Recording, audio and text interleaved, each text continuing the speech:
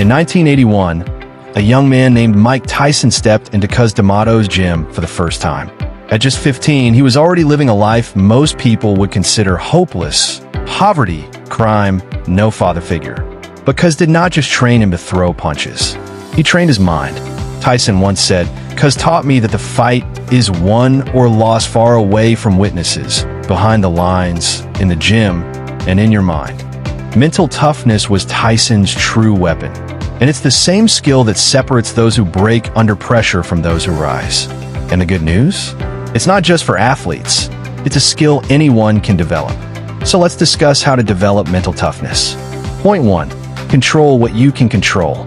The first step to mental toughness is focusing on what you can control. The U.S. Navy SEALs, arguably some of the mentally toughest people on the planet, train in an environment designed to overwhelm them. During Hell Week, candidates face extreme exhaustion, cold, and constant mental pressure. The only way they survive is by breaking the challenge down into controllable actions, one meal at a time, one step at a time. In everyday life, you can apply this same principle. Instead of obsessing over the economy, your boss's mood, or your competitors, lock in on what's within your control. Your habits, your attitude, your effort. Mental toughness grows when you stop wasting energy on things you can't change. Point 2, get comfortable with discomfort. Stanford psychologist Kelly McGonigal found that people who deliberately expose themselves to small doses of discomfort build resilience faster. Think about cold showers, early morning workouts, or public speaking. Each one trains your brain to stay calm under stress. Take NBA legend Kobe Bryant. He was famous for showing up to practice hours before anyone else, pushing through fatigue and pain long after others quit. Why? Because by making discomfort normal, you remove its power to scare you. Start small. Push yourself to finish that extra mile, have the hard conversation, or take on a project you're afraid of. Your brain will learn, "I can handle this." Point 3, reframe failure. American entrepreneur Sarah Blakely, the founder of Spanx, credits her billion-dollar success to a dinner table tradition her father started. Every week, he'd ask, "What did you fail at this week?" If she had nothing to share, he'd be disappointed, not because he wanted her to fail, but because he knew failure meant she was trying. Mentally tough people don't see failure as a dead end. They see it as data. Every setback gives you information on what does not work, which is priceless if you're willing to adapt. Instead of saying, "I failed," say, "I learned something new about the process." That subtle shift can keep you moving forward while others quit.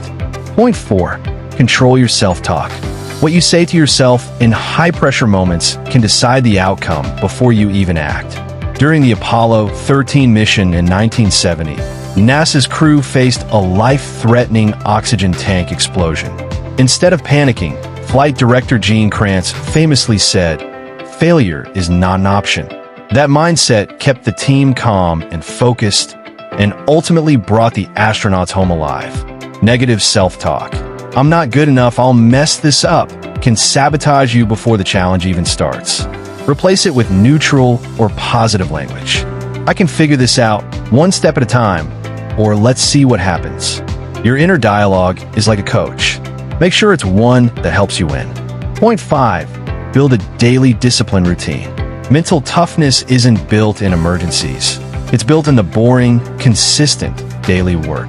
The U.S. Army calls it sweating in peace, so you don't bleed in war. You don't have to be a soldier to apply this. A simple routine, waking up at the same time, journaling, exercising, reading, trains your brain to follow through even when motivation disappears.